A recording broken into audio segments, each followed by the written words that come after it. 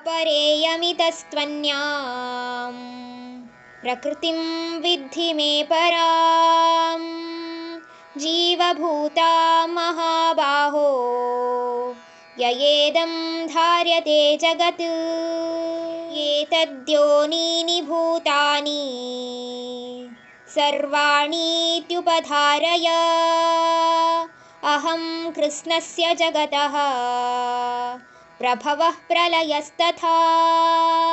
ನನ್ನ ಜೀವಾತ್ಮ ಬಂದು ಮಹಾಬಾಹೋ ಈಗ ಹೇಳಿದ್ನಲ್ಲ ಎಲ್ಲ 8 ಗುಣಗಳ ಮೇಲೆ ಇದೆ.